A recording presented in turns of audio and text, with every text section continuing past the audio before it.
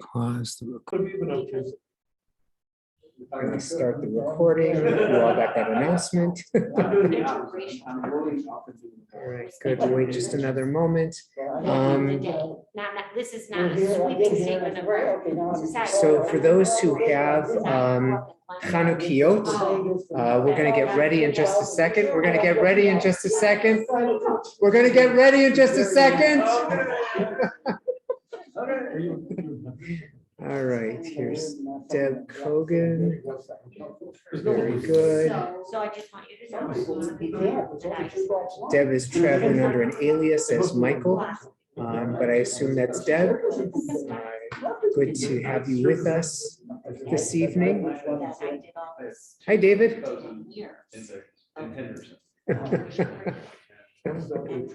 Very good, very good.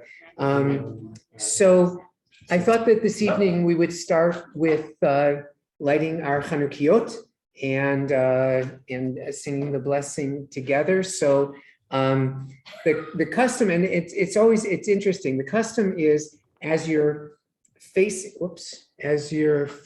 the menorah. I'm just going to adjust one thing on the big screen here. David, I've got it. Okay, there we go. Bravo. So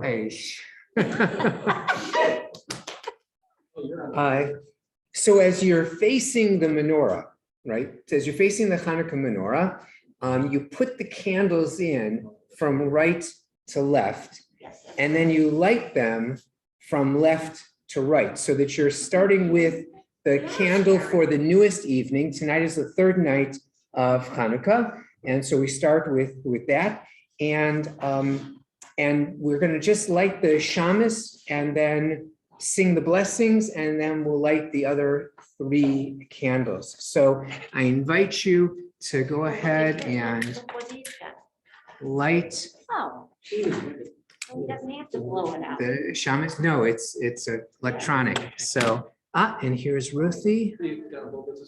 Okay. Look at that. Good job. Okay. Yep. Baruch atah Adonai Eloheinu melech haolam asher kidshanu b'mitzvotav v'tzivanu lehadlik ner shel Chanukah. Baruch atah Adonai Eloheinu melech haolam she'asa nisim lavoteinu hayamim ahem bazman hazeh.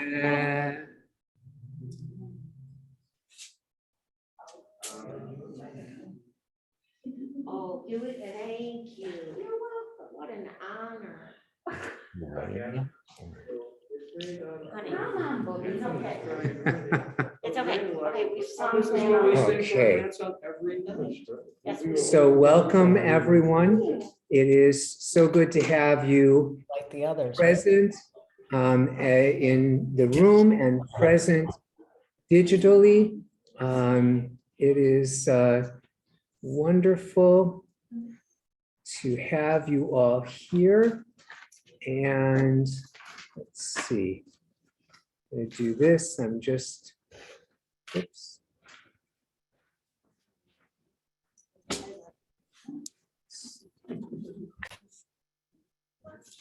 Oh, I see what I've done. Okay, I'm just getting things set here. Okay. Good, good. Okay. Great. So everybody can hear me on Zoom, yes? Awesome. Okay, very good. And so welcome to our 3rd session of God during times of crisis. And this week, we have an overwhelming number of texts to go through. And what I want to do is, well, certainly I want to try and get through all of them. But the texts are actually meant to be paired together. So text 1 and text 2 are paired. Really, they tell the story of faith in God leading to human action rather than quietism, right? So this session is really, what does a divine human partnership look like, right? In our last class, we noted and paid attention that even in the interventionist moments when God was intervening in that moment, that God enlists the leadership of human beings, right? And so how are divine intervention and human initiative related to one another? We're going to look at that together. That faith in God can lead to, we understand, I mean, it's possible that faith in God can lead to human passivity, quietism, but in many instances, it is precisely faith that leads people themselves to take action, right? And one of my favorite quotations that first appeared in the Gates of Prayer, it also appears in Mishkan Tefillah, our prayer books, is that we should pray as if everything depends on God and act as if everything depends on us, right? So faith in God doesn't say, okay, God will provide, God will take care. I don't have to, that old joke about, the flood and the flood waters are rising and, the guys on the roof and the people come by in a rowboat, come with us. And there's no, God will save me, God will save me. The rowboat goes away, the helicopter arrives, come with us, you're going to drown. No, God will save me, God will save me. And finally the floodwaters overtake him and he dies and he gets to heaven and he's very upset. And he says to God, where were you? And why did you not save me? Well, I sent the rowboat, I sent the helicopter, what more do you want from me? Right. And so it's in that joke is really the truth of the matter, which is that faith and action are not exclusive and it mutually exclusive in that way. So the initiative, right, to take action, it indicates a sense of divine mission or partnership with God, a belief that God will respond in kind, or even a belief that God remains hidden and human beings therefore must seek out God rather than interpreting a divine hand in history. So our texts tonight are going to help us further parse this out and respond to some of the questions that we have. And so, as I said, the texts are meant to be paired. So the first two texts tell the story of faith in God leading to human action, right? And the first source is the battle with Amalek, right? The children of Israel are free thanks to God, but God's protection must still be activated, right? In these two texts, the text from Exodus and then the text from the Mishnah, right? We're going to look at how faith in God after experiencing a miracle can lead to direct human action rather than expecting to be safe from harm, right? So let me talk about the Exodus passage for a minute and talk about the Mishnah, and then I want for us to take some time to look at the texts in small groups, and then we'll come back together. So the passage from Exodus, it might be, I hope it's a little bit familiar, right? It describes the young freed Israelite nation and their first real military confrontation, right?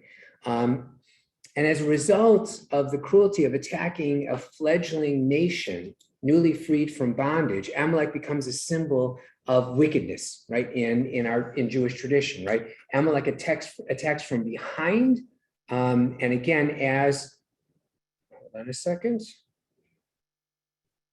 Hello. Hello.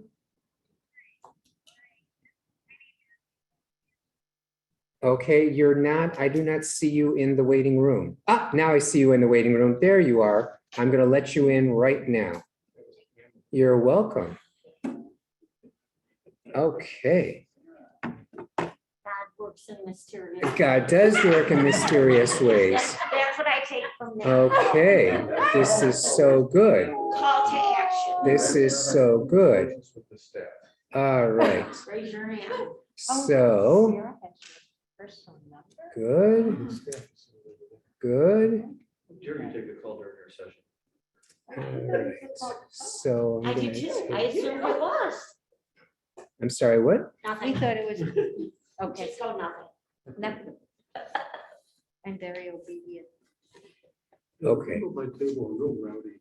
All Only the right. women. So, right. So this text, so the text from Exodus about the battle with Amalek. And then the text from the Mishnah.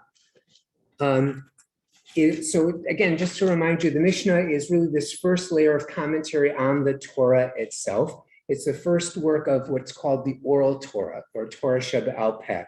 And it's edited, codified by the end of the 3rd century, right? In the 200s, in the land of Israel. It organizes laws by topic rather than by the order that they occur in the Torah itself. Okay. And the part of the Mishnah that talks about Moses raising his hands is from the story of the battle that is in Exodus 17 passage that you're going to be looking at. Okie doke? Sure. All right. So what I want us to do is to take the next 7 minutes or so to look at the text. It will be helpful to read through them together, and you have all the questions that I sent you and to look at in that email. So we'll take some time now. I'm going to put our Zoom participants into the breakout rooms as well. And let me just make sure that I've got, okay, good, okay, great. So now open all rooms. People should be going to their breakout rooms.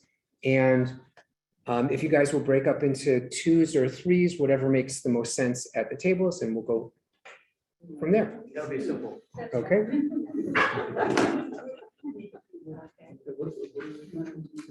We're doing one.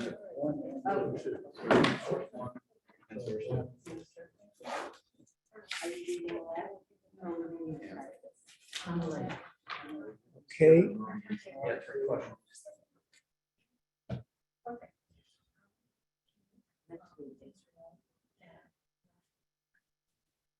You get context as to why Amalek came to fight. Okay. Evidently, or did you want to conquer? Okay.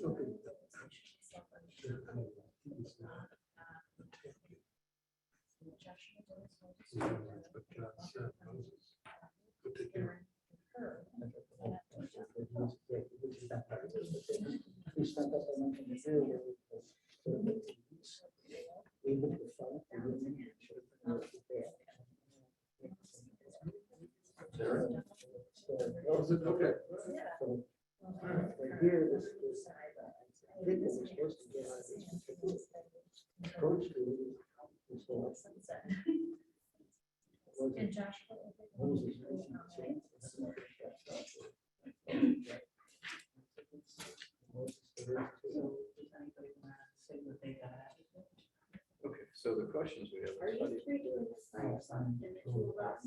Or we are all one group? He asked us to break up into 2s and 3s.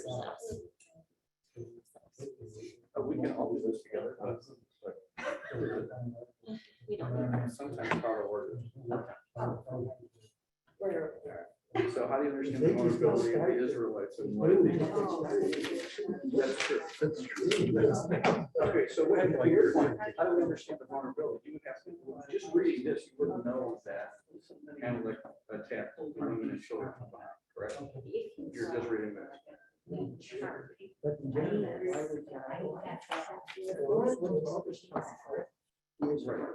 Just not one person. Mhm. Yeah. Here it is, 2 support systems. I did. And this is the one that goes out to he supposedly the vehicle Like that. but he's only one that's not. So he has had In order to get the result question. that came afterwards, the rising up and the banding together. Did they Because prevail? without the attack, Because Israel there's would a not spirit that is mythology which of forms a vibration. stronger group. You'll That prevail. we will be prepared. Any further still. I mean, question.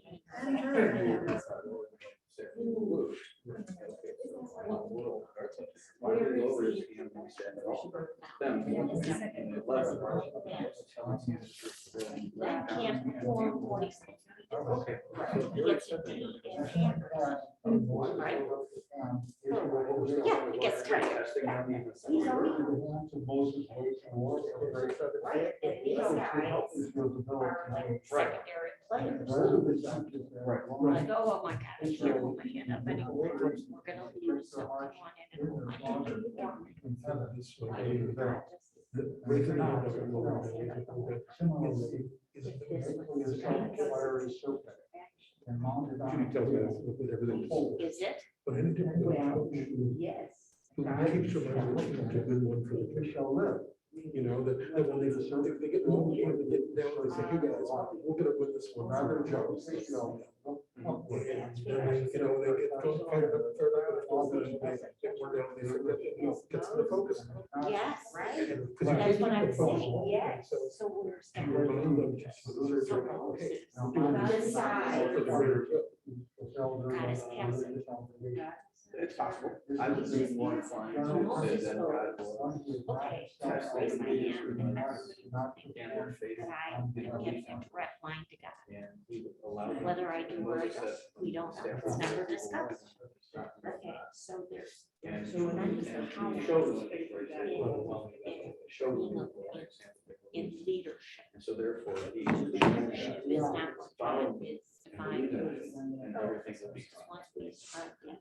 So that it could be that. At least that's how I see it.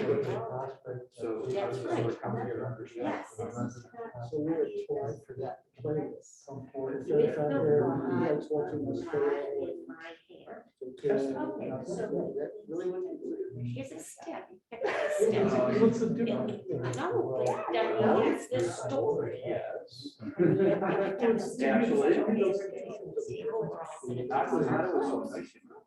Well, it's a difference. We know that, it's not. He did not. So it is. So That when can do these things. the truth is That one is the God problem for us. doesn't change. To try banding together. Okay. Right, because you say the story. Self-determination to go, oh, okay, I know how to fix this. Here's the signal. You'll be fine. The signal, you're gonna get your ass kicked. Yeah, I think it's for me at least, to me, I think it's my view of what God is. And that is that God comes, to me at least. It never discusses it. I don't believe in And this why? guy sitting up on the throne. So that's the question, why would, Why, how did God allow the hand? So that to me. That's the question, how could God allow the house? How could God allow the good people? No, you're the blind one about all That's this. the You're gonna work. Because I show up at Thursday. That's right. When was the last time God reached out and said, hey, stop what you're doing, I'll take care of it? As you said, yeah, don't believe this and that. Right. There's a political.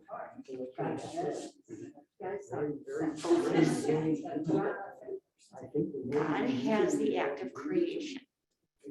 Yes. Okay. Pretty much ends right there. I spent a lot of time. Oh, that's because he pissed him off. Okay, so you're not he caused the flood. He caused the flood. When I. read this, my- Let's just say- I said, I get to the Right, bottom. but the question is, why does he keep So doing it's this? true, the next question is, is because of your view. My faith is on God is there. Yes. Or is this a test? Well, that's what I wanted.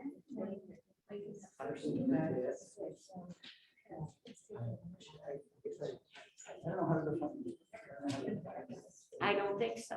I think, no, I think that Well, in humans this, are testing each other. when you're talking about getting part two. And that's- that's At the time, you know, that's right at the time. motivator, this concept of God is a motivator to do action. Okay, Human beings.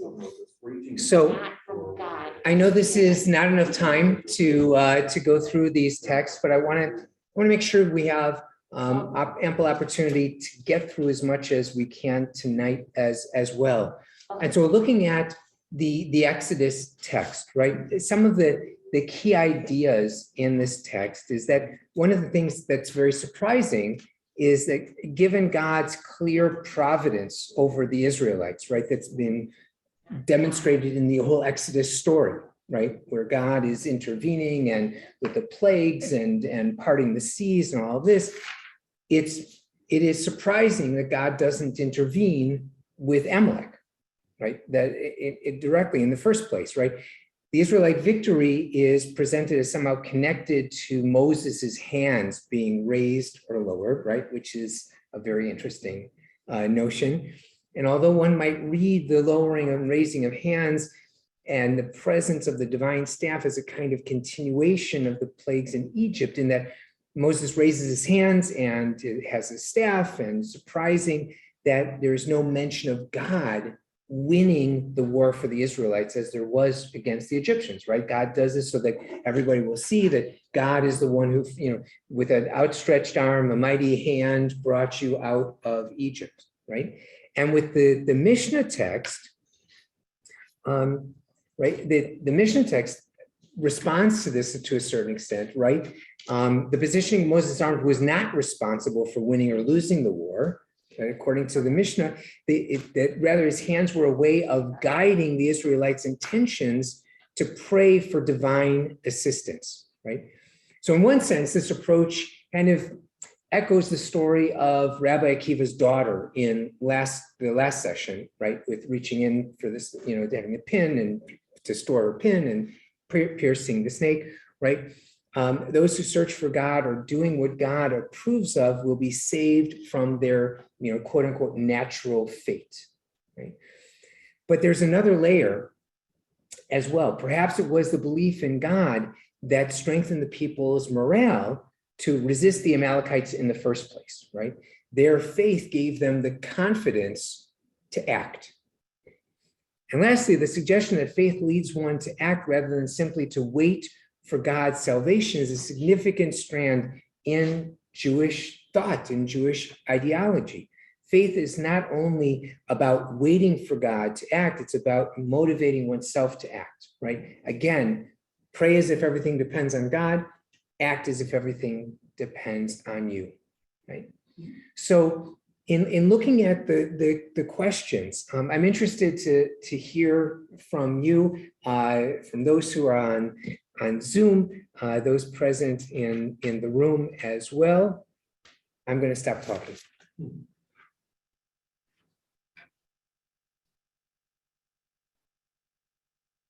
Yeah, Russ. Okay, well, some of the first questions that we talked about came to section 11, where when Moses held up his hand, Israel prevailed, and when he let his hand down, Amalek prevailed. My question was, why would Moses lower his staff in the first place? If the objective was to win, why are you allowing them to win some, lose some, win some, and then eventually prevail? Why have them go through trauma? And so the question is it God who's testing the Israelites, or is it Moses who's testing the Israelites through God's wishes or dictates? Right. So what Russ, I don't know if everybody on Zoom heard that. What Russ was focused on was verse 11 of that Exodus passage. Why the raising and lowering of hands, right? Why was it that, is it God testing the people? Is it Moses testing the people? Is it simply that he would forget that he's got to keep his hands up in the air for the Israelites to prevail? Or is it something about, that point? Again, the mission to a certain extent says it's about reminding the Israelites to look up, right? To be engaged with the idea that God is with them and they will prevail, right? And encouraging them to draw on that inner strength, that faith that would allow them to be victorious in this particular battle, right? So, yeah. But also, isn't there this concept that people need, you're gonna win if you honor the staff of God. And if that staff is down, you're gonna lose, but you have to honor, there's a commandment here, a requirement that that you follow when, that you win when that staff is up there, because that's God speaking to you. Ah, okay. So again, I don't know if you heard what Jonathan was saying, but that is it something to do with the honor that's shown, right? This direction, the directing of the in the right intention in following the commands or the instructions of God represented by Moses' staff. Am I understanding that right, Jonathan? Yeah. So that that could be about the holding up and the direction, and that's when the Israelites were able to prevail in remembering that and thinking about that, right? Yeah, Alon. Well, but the Israelites didn't prevail. Joshua prevailed. And number 13, and Joshua overwhelmed the people of Amalek with the sword. So where are all the other people? Right. So yeah, and so it's it's again, it goes Or back is it and forth, but I symbolic? think it's referring, what Alon was questioning is, who's involved in this battle? Is it Joshua? Is it the whole Israelite community? And I think Joshua is the military leader at this point, and it's the Israelites and Joshua. It's not just Joshua Okay. all by himself prevailing, but it's it's like saying MacArthur attacked so-and-so, or Patton attacked this, kind of representing, it wasn't just the general who went forward, it was the general leading the people forward. But it was the entire Israelite community that would prevail when the arms were raised, right, in that way. Yeah, Amy. So I just have a question. Shelley was helping us understand the story. And what I am just kind of struggling with is, because it was a human intervention, right? Aaron and her physically did that. So was that through God? Would you say that they got the message to do that through God, or was it human intervention? That's what I'm kind of struggling with.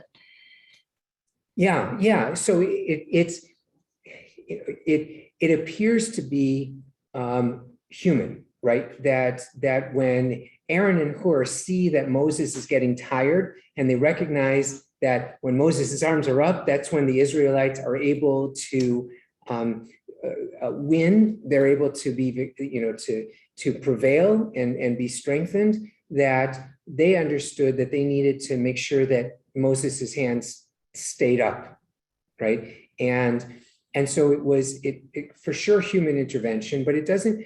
What's interesting about this text in particular is that it doesn't say that God did this, right? It's about Moses, it's about the people, it's about Aaron and Hur stepping in and recognizing that they needed to do something. They couldn't just stand by the side and wait for Moses to do his thing. They recognize he's tired, he can't hold his arms up anymore. There was something about him having his arms up that made the Israelites successful in the battle.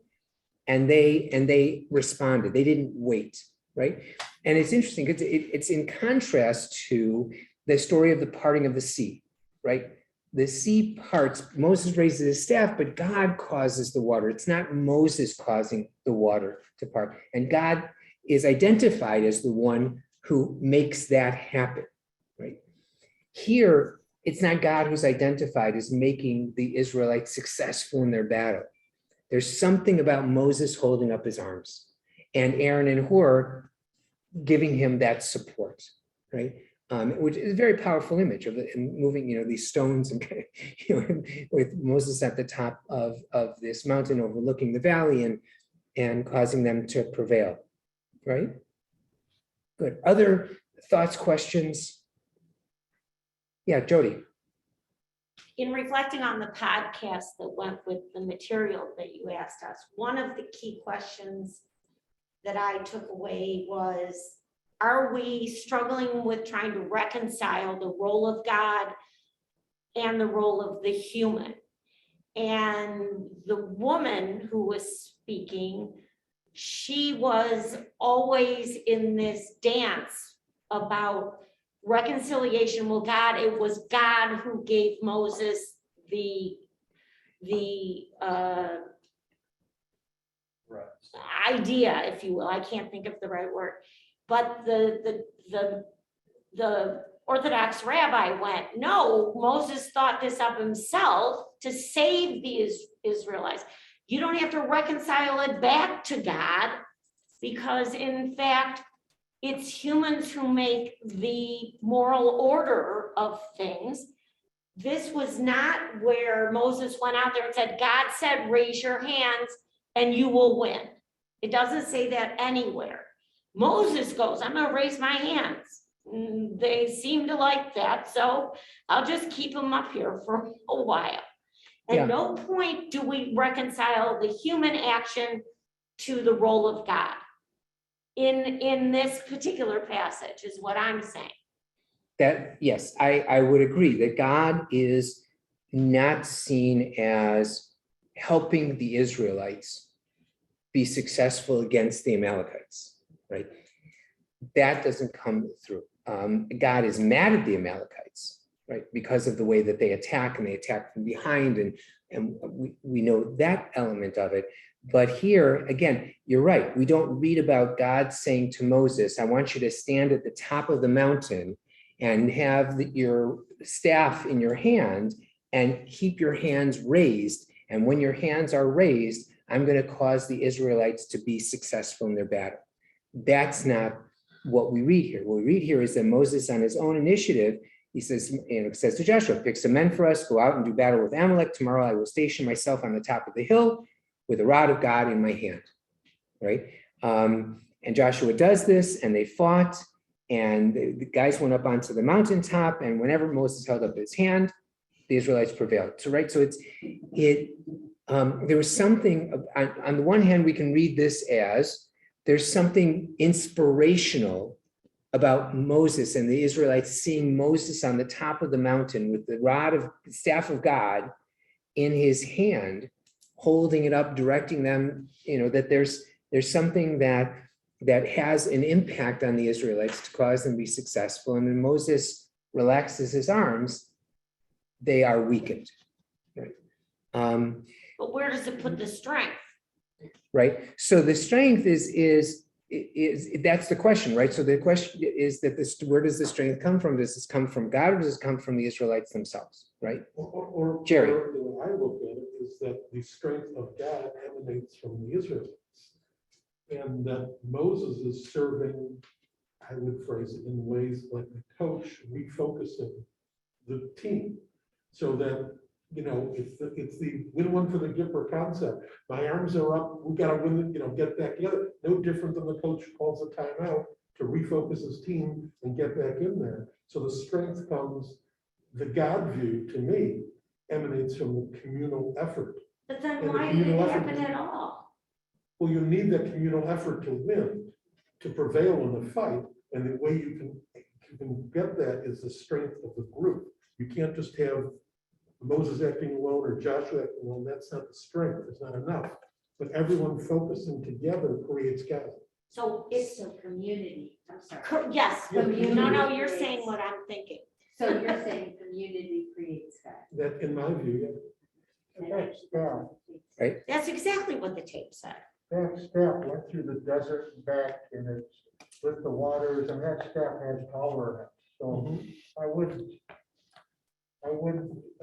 totally ignore the fact that raising that staff from God that has led people for 40 years through the desert isn't something that motivates and really moves people. And when you don't see it, you're not as motivated, and you actually, it's still. Right, that there can be something, and again, I want to make sure that everybody is hearing this, that there is, so on this side of the room, we're hearing, that the strength is coming from community, and recognize when the arms are up and the staff is up, the community responds together, and that's where the strength comes from. And Jonathan is pointing out that there's something that the staff itself has power, whether it's power as kind of a supernatural magic power, or a power in what it represents, right?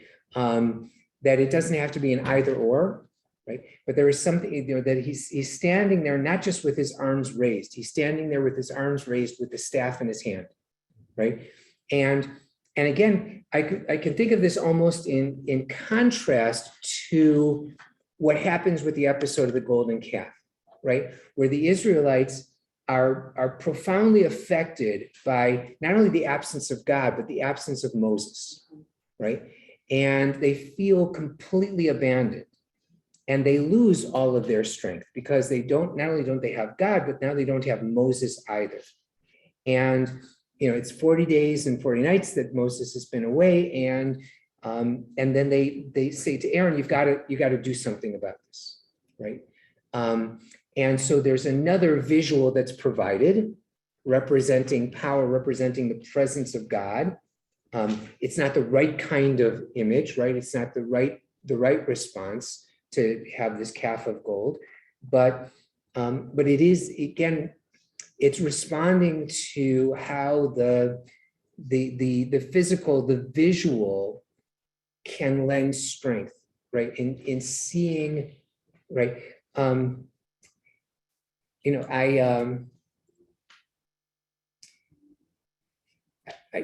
want to reflect for a moment. Do you remember that when Ronald Reagan was shot, right? And nobody really knew how serious it was and how close he came to dying, right? And how powerful it was to see him in the window, right? With these wonderful silk pajamas on and all made up and his hair perfectly in place. And how that gave strength and reassurance to the country that everything was going to be okay. That it was that visual, and we don't know that, there were 7 people standing behind him, holding him up, and how difficult it was, and all. We know that now in hearing more about the backstory of that, but he understood that people needed to see him, right? And I think, not to compare Reagan and Moses in this sense, but I think to think about how we draw strength from that physical presence, that visual presence, which again represents something more than the person, right? And I think, Jonathan, that's what you were getting at with the staff, that it's not just Moses standing there, right? It's everything that he represents and everything that the staff represents that can give people strength and give people faith that in turn allows for more strength, right? Alon? Well, I think we're talking about the issue of leadership, and that leadership in some form creates community. However, I don't necessarily agree with that, because I believe that community can exist without leaders. When there's a crisis, community comes together. There's no leader, but community comes together and helps. Now, eventually there may be a leader that comes out of it, but initially, no. So I don't necessarily think that they needed Moses to put up the staff. I mean, maybe, because in the end, if you're going to lose your country or you're going to lose your home, you're going to combine with people and create community to attack. Yes, But- and the Israelites don't yet know how to be community, right? They're still figuring it out at this point, right? They're coming out of slavery, right? They're coming out of a situation where they were told what to do, when to do it, how to do it, and they didn't have that skills. sense of self necessarily that you and I have, They don't have the skills. right? And so that's where their strength comes from. And I think that's to answer, Ross, your question from very early on of what was happening here, why were his hands going up and down in the first place. I think it's part of that sense of, understand you have this within you, right? And it's just, you don't need my hands to be up there, but it is helping, right? And Aaron and Horace see that as well. But it's know that you have that reserve within you. Know that you have that connection to God, that connection to faith, that connection to inner strength, even when you can't see God. Right? The Israelites can't see God. Here, they don't know God is there, right? Alan. Well, I think we look to God when we view something as impossible or not understandable. And if we're all there believing that how can we possibly beat this army who's prepared to come and attack us when we're these helpless people out here in the desert? But if we can believe that there's something that we don't know that comes when Moses raises his hand, gives us that inner strength. Yeah. To go on and fight and win. Yeah. Yeah. And I think it requires that. I just want to make sure I'm looking, I see there's, so Sarah's writing in here, like President Roosevelt during World War II, never let people see him in a wheelchair, right? Or being helped during walking across the stage. He presented as a strong, healthy leader who was so necessary for the morale of our country, right? Exactly. And I think, again, my mind works in popular culture metaphors, right? It's the Wizard of Oz, right? Yes. And the culmination of that story where, the lion has always had the heart, has always had the courage, the scarecrow has always had the intellect, right? The Tin Man, wait, I got that mixed up. So anyway, and Dorothy always had the ability to go home. It was, they needed help to see that in themselves, right? And it wasn't about the power of the wizard. The wizard really the wizard was able to catalyze and able to bring forward. So it just is, I think part of that is here as well. Aline. You answered my question. I was going to raise about the power of the wizard, but you answered it. Thank you. Yeah. Thank you. With your permission, I'd like to go to the second set of texts. Okay.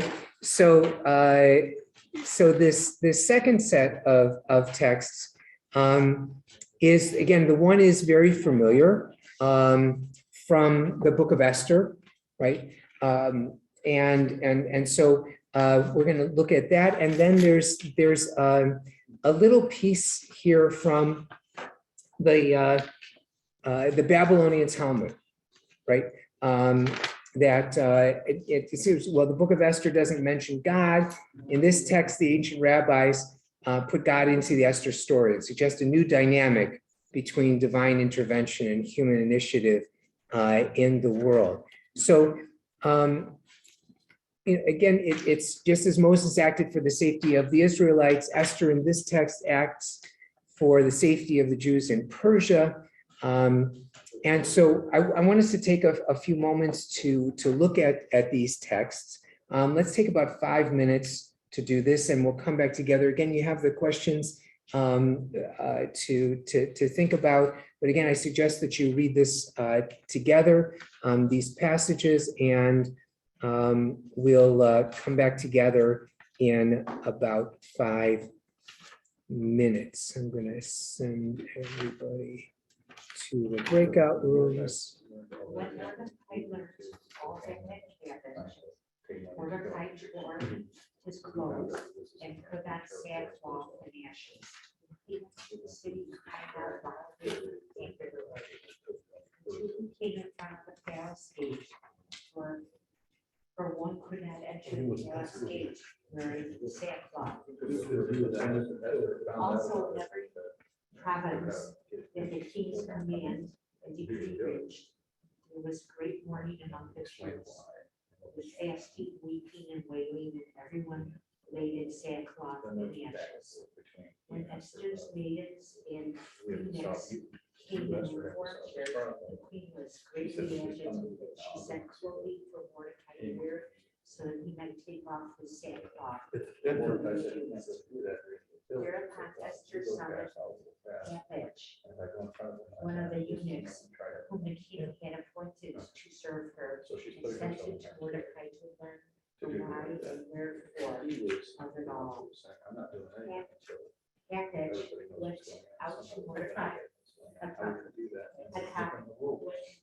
out to Mordecai is the city square in front of the Palace Gate. Mordecai him alternate images and all other money that Haman also paid into the royal treasury for the destruction of the Jews. So how would she? He also gave one written text of that law that had appointed Shushan for their destruction. So- He made them, he gave this, showed Esther and informed her, and her Of others. her to go to the king. These are oppositional to the king. People. Because even when When I talked to you the get king things and delivered Mordecai's doesn't message, that happens. Like sending this. Esther told See what she Hatak can do. to teach She's that got to Mordecai You're following the lie. the ear of the king. And So they capitalize on her person, position and strength. and she's the king's The presence strength in their court. we don't know that Without God that has strength. We just know that That's right. you go. Yeah, Kill you, they go. yeah. And the rest of us are She seeing. They don't believe that we are. She did not allow, not that some visited for the last 30 years. Mordecai was choice, what Esther had said. Mordecai had this message.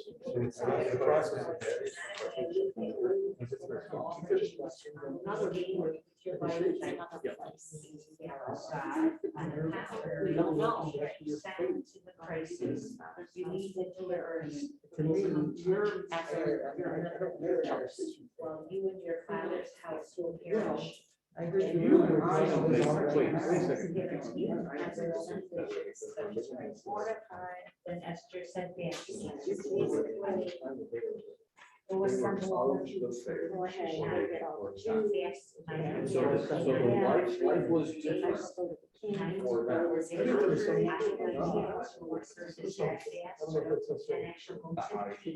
You're right. It's an assumption that I can just. Because fasting is supposed to give, is supposed to take away the pleasure of the body and create a silence of the body so the mind can then Correct. create a He didn't want relationship. to say this evil, but he didn't want to break the rules. But they don't care, they don't have energy, they're gonna wander around. Say, oh, then I shall go. You know, you have a sense of conviction wasn't all about.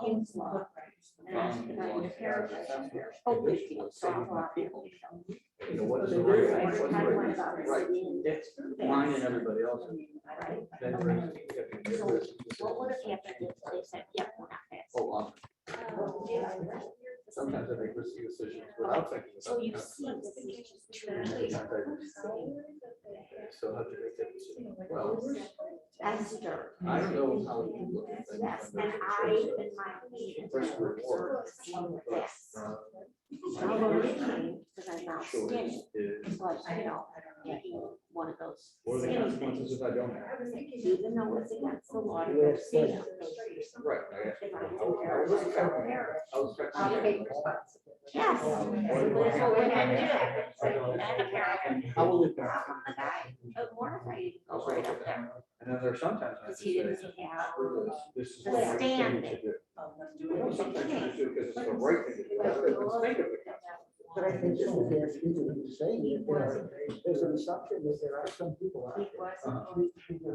And I think it's always. No, but why? Honest, rather than to. How is it that she gets to speak for the his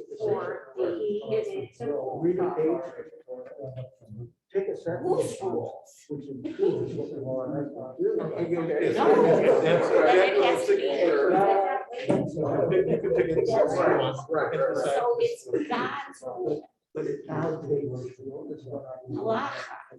It's the Right, but rules don't that you govern think there was still something. that your you- response. That's what the law, Interpret that law. Halacha is. So Jewish law Something they governs the believed would be the response. result Okay, that they wanted to achieve for so some reason.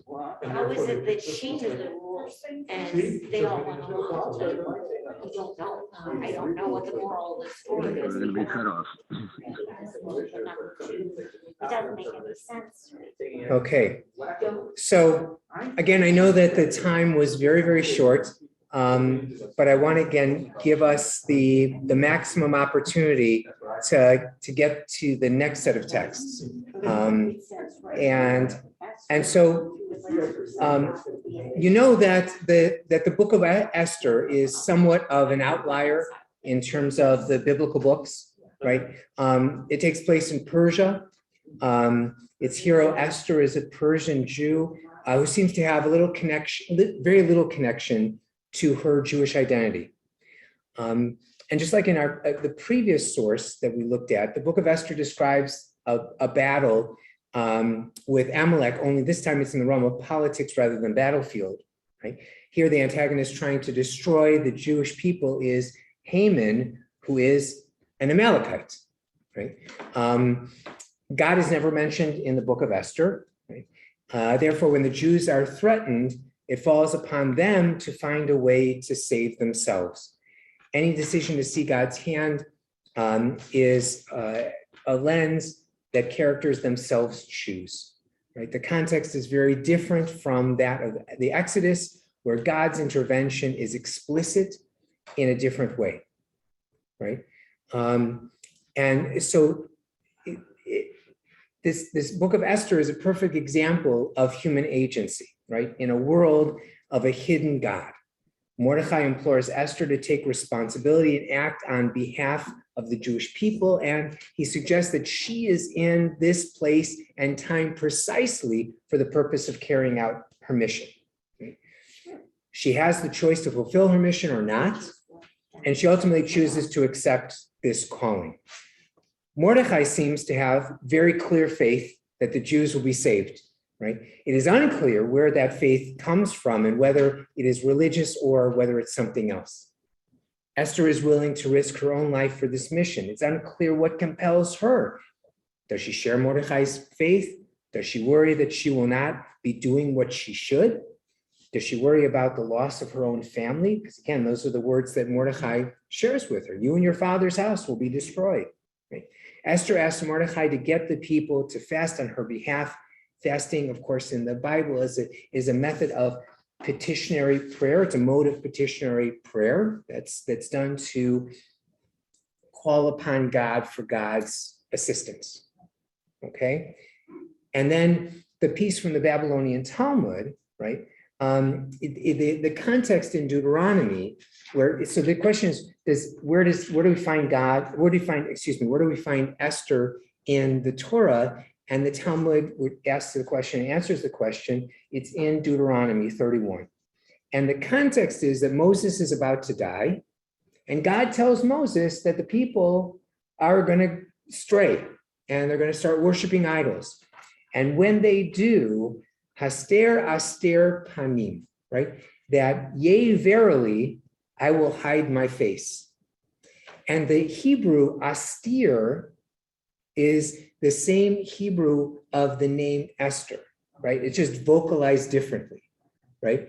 So they look at that. And so for the rabbis, this was speaking at a time when God, as they're writing this, they're in exile, right? The temple's been destroyed. They're living in that time where God has hidden God's face, right? So this is very self-referential for them. They see themselves in this story of living at a time when God's face is hidden, when they don't see God and where the emphasis now is on human agency. Okay, so let me stop talking again and go to questions, comments, responses to the questions that were suggested for the readings for these two sources, from Esther and from the Babylonian Talmud.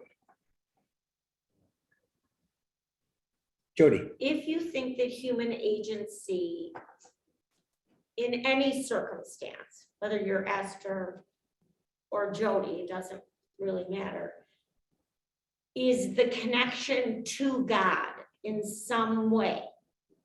It's an individual premise that if I don't act for myself, I cannot act for someone else. And God is part of that acting. It's the action that is referential to God, not that God is something bigger, greater, disappearing. It's passive. The notion of God in this story is passive, as it is in the first reading that we had. And so individuals make the covenant with each other and with their will to determine the future. It says right there, if I die, I die.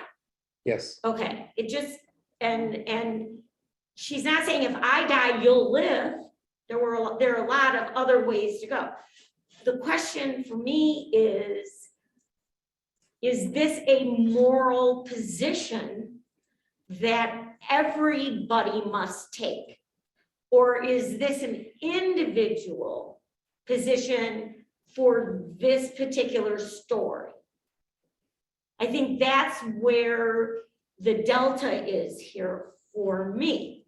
So if I'm acting and everybody here benefits, I've never in a million years cared whether you all survived. I survived because that's what the motivation was.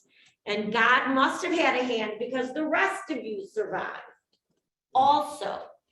Because she didn't go to save anybody. Oh, no, she did for sure. But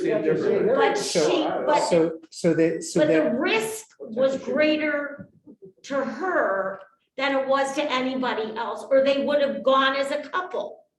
Oh, No, he couldn't get in. She had the access. She did, but she brought him clothes, get out of the sackcloth and ashes. he refused She was saying, you do. He refused. That's his own action. because he was following the rules and knew it was going to work. What rules? The rules are that if you tried to enter the palace in sackcloth, you would be killed. If you weren't invited in, you would be killed. So he wasn't going anywhere. He knew what would happen now. He's And he acting for wouldn't his solve the own problem. good then. No, he was trying to do the right thing of saving the Jews. And he went to Esther, who was the vessel who could go to the king. And it was only when he showed her all the things that had happened and what Haman was trying to do and proved that this was really going on, that she said, okay, I get your point. I have to do the right thing, even if it's at my own risk. Oh my God, I think you're She so also Right. So- romanticizing this. So, I okay, like wait, No. Alan, So, I'm looking at the source questions for 4. Yeah. When does God seem absent? When does God seem present? What is our interpretation of God seems present? And basically, we see God, a child's born, oh, God did this. When we have the Holocaust, God is absent. So we view God as doing the good, and we view people that way. If you're doing something good, you have God within you. If you're not, we don't have the devil, but you're absent of God if you're doing things wrong.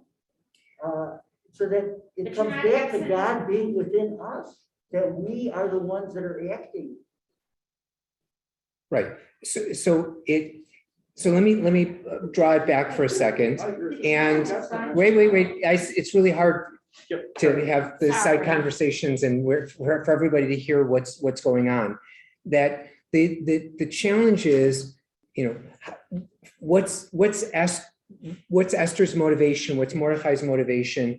The rabbis in the Talmud, in talking about living in a time where it's not God is absence. God is absent. God has chosen to hide God's face, right?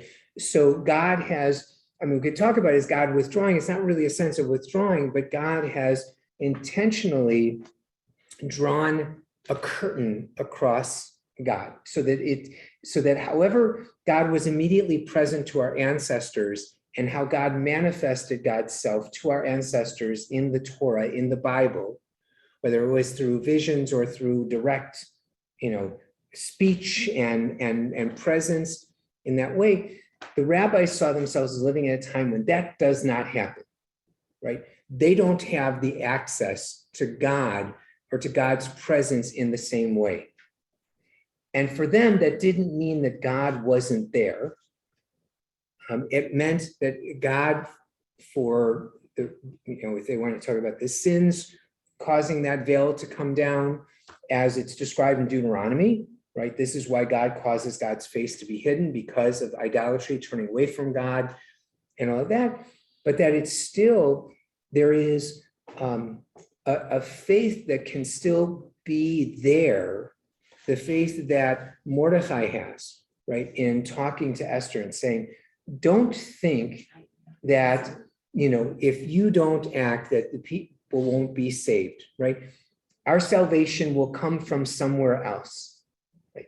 And kind of an open-ended, the sense of faith that Mordecai has, that is that, so the part of the question is, how do we access that same, do we access that same thing, right? Esther is what, we can question, was she motivated finally because she realized that she wasn't safe in the palace? Or was she more motivated by the sense of, who knows, maybe you were put in this place for precisely this reason, right? And recognizing, yes, I have a mission, right? That question is left open for us, right?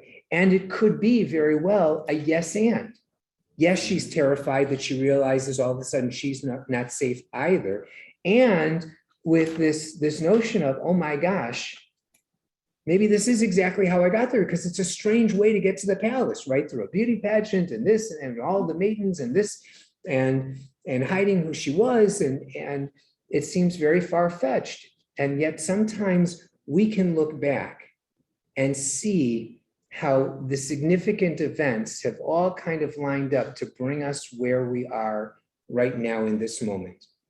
And we can look at that as pure coincidence, or we can look at that as, gosh, this is really the path that I've been on. This has led me to this mission, or this is my mission, right? Whether it's the work that you do, the community that you've built, the friendships that you have, the family that you've created, whatever it is, to say, yes, this is how it happened. This is how I got here. So for Esther, as well as for us, right?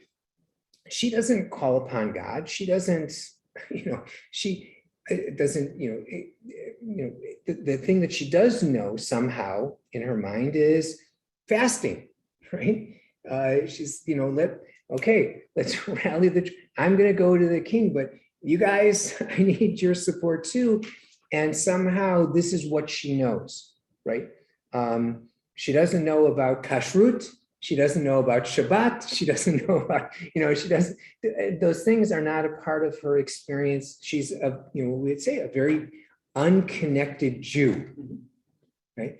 And we don't know if Mordecai is all that observant either. I mean, he puts on the sackcloth and ashes, but we don't know about his ongoing Jewish life. Does he follow, the Torah, the laws of the Torah or not? And she's not seen as having, or is not described as having particular merit because of her good acts, right? It's, again, she's there because she was called to be there. And in a sense, and we're going to see this in Soloveitchik as well, that, Moses was just kind of plucked out of obscurity, right? There wasn't, anything fantastic or unique about Moses that differentiated him from anybody else, right? For that matter, it's really his mom and his sister who really differentiate themselves. It's not, Moses is just kind of an actor, just kind of a passive actor in his life until he turns and sees that the bush is burning and wants to investigate that. So in a sense, it's how do we see ourselves? How do we see God in our lives, even when God seems absent? Or how do we see our lives when God seems present? I think that's really the question for us, God during times of crisis. That's the question. How do we see ourselves and our faith? Okay. Wow, I talked much longer than I thought I was going to talk. And before we move on to the Soloveitchik and the Hartman texts, any questions, comments? I don't want to steamroll over this. Yeah, Ruthie. You're muted still, Ruthie. There you go. I think that the concept of God entering Mordecai and Esther's life is wishful thinking and an excuse to put this in our canon. This was a girl who was somewhat of a nafki, and her father, her uncle, sets her up so that he can get power. But let's say that isn't even true. They're scared. Here comes a guy that's ready to kill all the Jews. They're Jewish. They're out to save their own soul, their own life. And I don't see how God even enters into this. Maybe you can convince me, but I sure don't see it. Yeah, I'm not claiming necessarily that God does enter into the picture. In fact, God doesn't explicitly enter into the picture at all. And so again, it's a question of how does, Esther, what's motivating her response? Is it simply self-preservation? Is it something more than that? And the text doesn't necessarily give us a clear answer. We know she's successful, right? And we know that Haman is destroyed and the edict is, not annulled, but the Jews are able to defend themselves, and there's a lot of bloodletting in chapter 9 that we never read about. But it does emphasize human agency, that we do have this, we do have that ability to be our own salvation, right? To be our own saviors. Emily and I were talking about all of these being grist for understanding the need for agency, and that it goes back to the classic fate or free will. Does God intervene, or does he give us a sign that we have to intervene? Yeah, absolutely. And Deb wrote in, these passages seem analogous to child development. In infancy, the child relies on his or her parent and here God for survival. The child has no agency. In time, the child, with parents' visible support, encouragement, for example, Moses' staff, acts on his own behalf or her own behalf. Eventually, the child internalizes confidence and belief in a belief system, allowing her to act seemingly independently, right? So there's that element as well, that there's a natural progression also that's represented here. Okay, good. So what I want to do is I want to get to these last two texts, which are wonderful and they're challenging in different ways, and I think they're very, very powerful. And just a little bit of background. The fifth text, or the first text in this section, is written by Rabbi Joseph Soloveitchik, who was a great 20th century Jewish thinker.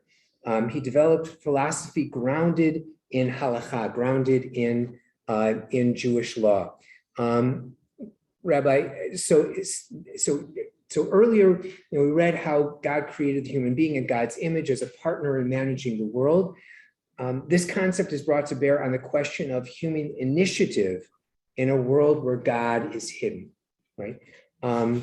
And so David Hartman, who is the author of the last text, was also 20th century rabbi, teacher, philosopher. He founded the Shalom Hartman Institute.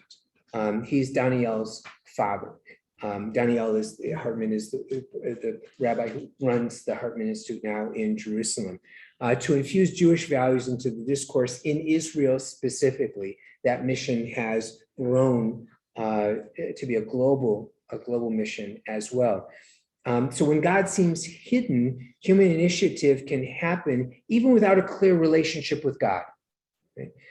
In this text, we see a model of putting God back into our lives, right? So what I want to do is to take some time to look at the material again, We'll take about 5 minutes. I know it's not enough time, but let's look at it and then we'll come back and talk about it together. So I'm gonna move everybody back into the breakout. Okay.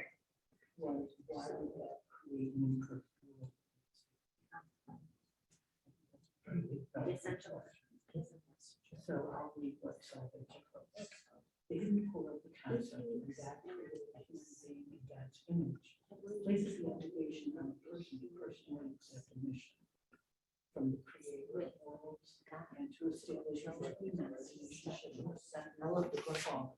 Mission and a message. A person's message must be just more than the message of the Holy God is created.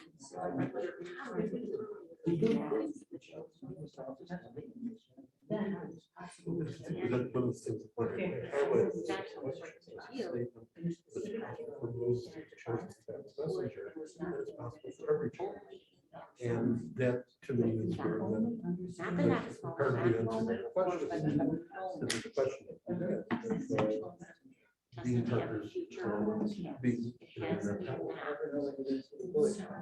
I'm an Yes. existentialist by choice. And so moment to moment, agency, my human decisions. in which circumstances, I and then what society influence not only society nor religious norm, ritual norm, traditional norm, but only in that moment. not legitimate. Because Right, they'll get that. it passes and it's a new situation. Okay, you have to suspend your understanding of time. Okay, because there is no time. Well, but then you're gonna Correct. believe that there's that entity that did that. Rather than That's the saying question. that Adam Eve got caught That is the in question. space So and we they could screwed go it up. further in And they philosophy. were working to try and figure out better ways Right to after do it. get Somebody this existential, but you're you get into lots of. Well, okay, yes, yes, there's that. There's that argument. Right. And your existential experience is random, kind of like bounces off like this. So our moment here Lawrence Kushner. will never be another moment. It is the moment we are in. Even if we see each other at the Jubilee, it's a different moment. And we slide it into each other. And I slide into God. We never knew why he bothered to carry it. It doesn't use Only it. collide with God in the moment. Because there are lots of moments where God doesn't play And sometimes any it- kind of role. I forgot this. And that's not And a something passivity. like- That is And- our Is there a and- sense of and so, purpose? you know, agency Inspires. or our You know, we all decision. can have that our power. decision And that purpose is really the message. either And sometimes it's conditional working for them and sometimes it's love small. or whatever. Things that might seem bigger, but that moment that was big. Yes, You know, There's a sense of purpose. and you all have that. that's power. correct. The mission that's here. That's a choice.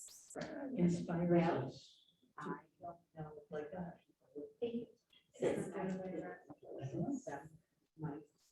Correct. So Couldn't it? Yeah. the reason, I'm asking. well, and they're always, it's always a conflict. And what really is a lot of this that no other part of the community is wrestle with that moment. Because if you're whatever, that is not a question that you would ever ask. Okay, because God is not passive. In you, in me, connecting all of us, God is everywhere, that song.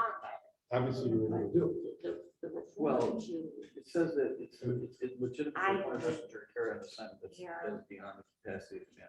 done And that's of the mission that's impossible. and the struggle with, Alright, so there, if you're giving something. that is the essence.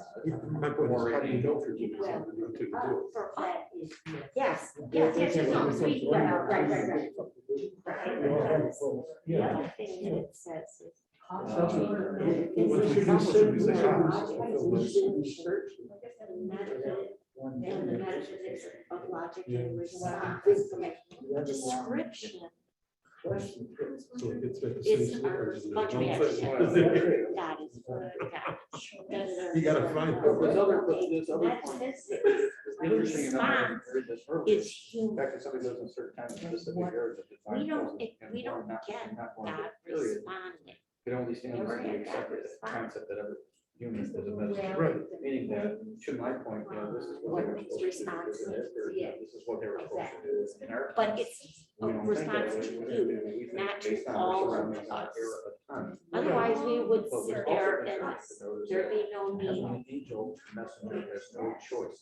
He must fulfill his mission, even if he doesn't want to. For a human being, it's free person. Free choice. Right, right. But if you take Darwin and you say COVID, we're calling out the weakest. That's my response. There's no God. There's Darwin as COVID. So the people who are, The question is how you define wrong. well, Because there are some very people who get it. So That's how do what you your define question. it? I don't think it's about weakness. I think it's about choices, It was the first of the last question. not weakness. If God has given me that opportunity. Choice that we have the airplane, or we went, So, but are we? oh, that's a very different question. That's, that now we're going back in time to, we're going back in time to Descartes and Socrates. Back in those thinkers who go, how do I know what I know? That's what metaphysics is. How do I know what I know? How do I know it? We have people who sit in a tower and go mad, which was Descartes. I think, therefore I am. Makes sense to me. If I didn't think, I wouldn't have an am. The question is, do other animals have an am? Do they have a self? We now know the answer is yes. Yeah. But back when this was done, you couldn't sell that idea to anyone. That's what I'm saying, but if you go back even 50 years, you would get a very different response. Could be just as good as each other. Because of science, and we're able to track the neurotransmitter connections. Okay, so again, I know that it was not enough time to digest everything that that is here in these sources. So Soloveitchik emphasizes the theme of the human role in creation. He argues that God's purposeful creation of an unfinished world was an act of love, one that leaves room for human action, right? He argues that every human is created in the image of God, and what that means for him is that each human can serve as an agent for God in the world, a malach, a messenger. Each human being is uniquely created with a set of interests, passions, and skills in a particular time and place in order to carry out a unique mission for God in the world. Each human is already endowed with the necessary potential to fulfill that mission. Unlike heavenly angels, malachim, messengers who have no free will, humans have a choice to live their lives as messengers for God or not. And with Hartman, right, he introduces this distinction between the logic of description and the logic of response. The logic of descriptions refers to the ability to interpret God's hand in historical events. The logic of response refers to a human being's decision to respond to world events by trying to build a relationship with God. As a result of the enormity of the Holocaust, Hartman rejects any logic of description of trying to interpret a divine plan in historical events. This rejection of a logic of description is unique among religious thinkers regarding the state of Israel, many of whom understood its establishment to speak to a clear divine plan. Instead, Hartman subscribes to the logic of response, arguing that the existence of the state of Israel offers an opportunity for human beings to seek out God. he moves the locus of action from God to human beings. Rather than focusing on what God does for humanity, he shifts the focus to what human beings do to reach out to God. Okay. The logic of response is yet another way to deal with divine involvement, asserting whether things are going well or poorly, that we do not know what God's involvement or role in the world is in the world at any given time. The best we can do is try to respond to events by acting in the world and reaching out for a relationship with God. This is a very unique position, right? And both of them are, Soloveitchik's and Hartman's. So what do you think? Helpful, not helpful, love it, hate it? Phyllis? I loved source 5. Yeah. And I started by looking at your questions, and the question that I was trying to answer was, why would God create an imperfect world that needs fixing? That was the significant question to me. And the answer that I came up with as a result of reading this was that a sense of purpose inspires humanity to be godly. That's where I think that's certainly what Soloveitchik's motivation is, right? To understand and to really for us to embrace the divine attributes, right? That we've been endowed with, and that the sense of mission, the sense of purpose. I mean, what's the meaning of life? You know, why am I here? Right? That's what he's talking about. You're here because you were created in a particular way to be here, and in a particular time and place, right? And so the challenge for us is to not only understand that, but to determine, right? To think about, okay, yeah, what is my purpose? What is my mission in this? That you can have place without purpose. And have place without purpose. Yes. And that's the basis of existentialism. You can have place without purpose. And if you extrapolate from that, the place that you are at that moment, you either have a connection to God or you don't. That's not what Soloveitchik is saying, but that's not what Soloveitchik is saying. That's what Hartman is saying. Well, let's deal with Soloveitchik first, right? Well, So what Soloveitchik is saying is that, yes, there is this, not even a continuum, but this sense that because we're given this information, we're created in the image of God. What on earth does that mean? For Soloveitchik, it means that we are created as messengers, that we have these divine qualities that imbue our lives with meaning through a distinct purpose and mission, right? Yeah, Jerry. When I was reading that, I was thinking, coincidentally, I was reading today Lawrence Kushner's comments in Honey in the Rock about being a messenger. Yeah. And he talks in there, very briefly, he always carried tefillin with him. He had no idea why he carried tefillin with him because he never used tefillin. But one day he's at a conference after carrying tefillin for several years, and someone at that conference forgot their tefillin at home. And he recognized why he had carried them. And it's a very simple way of being a messenger. And there's no, when you say what's the purpose of our life, I would suggest that maybe we're messengers continually for different reasons. It's not necessarily the purpose. Yes. We have, Alan had mentioned about the different acts that people do in the synagogue in Tikkun Olam and what we do, and we're messengers for that. And I think that's a powerful thing too. So I think we all are messengers. We may not know why. And it may be as simple as carrying tefillin. It may be saving someone's life. It may be being the guy in the airplane that's crashing and knows how to fly. Who knows why we're there, but we are the messengers in that. Yes, and we're not always aware of it, right? And every once in a while, so what Jerry was talking about, Lawrence Kushner wrote a book, Honey from the Rock, and the example, he used to carry around tefillin. He never wrapped tefillin, the phylacteries, right? He never took that practice on himself personally, but he carried them with him for some reason.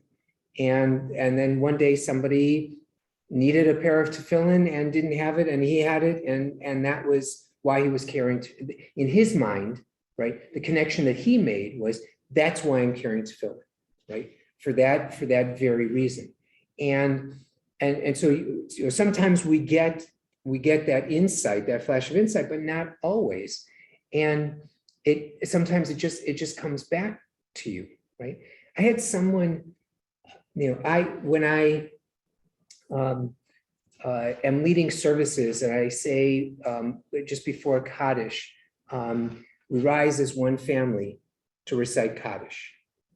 And I don't know where I don't think it was original to me. I probably heard it, from another worship leader, rabbi growing up. I don't remember when I started doing that. And truthfully, I didn't give it much thought, other than I think this is a nice way to introduce Kaddish and to indicate that our custom is for everybody to rise together, not just for the mourners to stand. I had a young woman come up to me many years ago, and after being at services, she had experienced a recent loss, and came up to me later and said, "Thank you for saying that we as one family. I was feeling so alone." And those words, right? Words that I wasn't necessarily thinking about, or kind of hoping maybe this will inspire somebody, or have some dramatic effect, and almost as not a throwaway, but just something that I do. And so you never know when a word, an action, something that you do. And I think that's really what Soloveitchik is getting at here, right? That's the messenger piece. That's the created in the image of God piece. Sarah, and then Aline. Sarah, you're still muted. There you go. Nope. Sorry, here you go. I'll unmute you. There you go. You're unmuted. Okay, thank you. You're welcome. I'm trying to understand Hartman's suggestion about replacing logic of description with the logic of response. And, I got this stuff a little late in the day to read, and I think there was something about, or maybe it was during the podcast, something about the Holocaust, and that with the Holocaust, it was our chance, and this is the logic of response. It was our chance, because of the Holocaust, to be able to take that remnant of survivors and create the state of Israel. I have such a problem with that. Is the Holocaust based upon description, logic of description that was supposed to happen? All the pogroms were supposed to happen because they caused us to respond in a way that would cause us to remain here as a group of people forever. I am totally, I don't know how to explain any of this stuff. No, Hartman is with you. He rejects that. This defies the logic of description. You can, there's no way to do that. And that's where he makes the distinction between the logic of description and the logic of response, right? And so it's he says, I have no way to make sense logically or rationally of a God who remains indifferent to evil perpetrated on such an overwhelming scale. It destroys all rational coherence when one attempts to imagine a God passively supervising the events of the Holocaust. There is no metaphysics that can grasp this howling absence. The logic of description withers and breaks down. Therefore, I must be perfectly clear that halakhic response does not derive from and should not be equated with an attempt to give a descriptive account of God's actions in history, right? So he rejects that. Okay. When it comes to Israel, I do not base the imperative of halakhic response upon intimations or predictions about which stage of spiritual history Israeli state building occupies on the path to messianic redemption, right? So he continues in this. He's very consistent in rejecting that. There's no predetermined master narrative of Jewish historical destiny into which I can neatly slot our current era. using this descriptive claim as justification for halachic change. To the contrary, I have absolutely no access to the divine plan in history, no way to explain any of God's actions, and no reassuring sense of an inevitable redemption. Right? Even the physical survival of the Jewish people, much less their eventual triumph, is far from guaranteed. Right? This is not Pollyannish. He's not saying it's all going to be sunshine and roses. Don't worry, God's in control. Right? Nevertheless, I'm alive in this particular historical moment, endowed with human consciousness, a spiritual community, and a desire for a relationship with God. And so the question persists: how do I respond to the events I witness and participate in during my lifetime? So that's where the logic of response is, right? Is in that reality. And so it's not just existentialism, it's existentialism plus, right? Because he doesn't say, I am because I am, that I'm here, I think, therefore I am. That's not his position, right? That's a part of it, but that's not where it stops, right? I'm here. I mean, I wasn't thinking of Hartman when I thought of this, but the 6-word theology, right? God is present, I am responsible, right? And the sense that that's what Hartman is getting at here. So these two views are really, they are, at least for me, I think, and with this, I want to, I'm sorry, Aline, go ahead. Because I steamrolled right over you. Go ahead. Rabbi, it's late and I can wait. Oh, go ahead, It's please. okay. Go ahead. I'll be really fast. I just wanted to share that I was working with a student yesterday, and I don't know what compelled me, but I chose to throw out my plan and do something entirely different at the very last minute with this student, something I'd never done with her before. And something incredibly profound happened from that last minute change that I made. And it has the potential, it's a long story, but it has the potential, if we as a school system handle this correctly, to maybe really alter some of the course of where she's going with her education. And it was one of those moments. It wasn't my brilliance. It was that I simply happened to choose something different. And that when those kinds of things happen, it just makes me feel, wow, what was going on that I just happened to have this idea. So I just wanted to share that. Yeah, and beautiful, thank you. And I think that's Soloveitchik's point, right? And in that, that in experiencing the divine, it's not in this voice that speaks to Aline and says, don't do this, do that with this student, right? Try this. But in that kind of explicit way. But an implicit way for Soloveitchik and understanding it is very much, this is, why you were in that place at that particular time with that particular thought.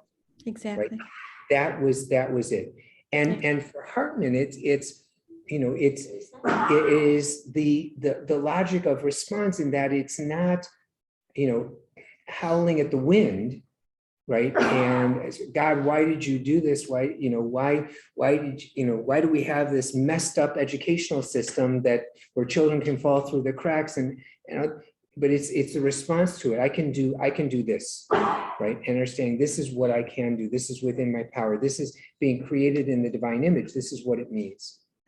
And so although Soloveitchik and Hartman were not in conversation with each other, these texts are put together as if, right? And for us to think about how this may or may not resonate in our own response to God during times of crisis, right?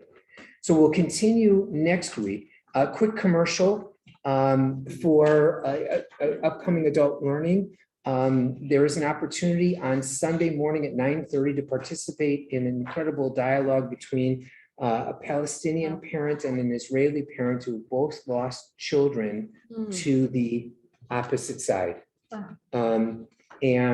the path to healing in conversation with each other. It'll be a digital, they're both in the Middle East, in Israel and Palestine. And they will be in conversation with each other, with us. We're co-sponsoring this with Am Yisrael. It's at 9:30. You can be present in the building and participate via Zoom. You can also be in your home. Please register. It's on the calendar for it. And there isn't a limit to it. But I hope that you'll be able to enjoy us. Do they know each other? Yes, they do know. Yes, they're in there. This is a view in. It's a little bit voyeuristic, but they do this in order to encourage more dialogue, right? So they're sharing of their own personal journey together in how they're doing this. So there's a flyer that is a brief bio of each of the participants, and I hope you'll be able to join us. And we'll see you next week, same time, same station, in person and on Zoom. Happy Hanukkah, and we'll see you very, very soon. Okay, thank you. Thank you. Thank you. Good night. Good night. Good night.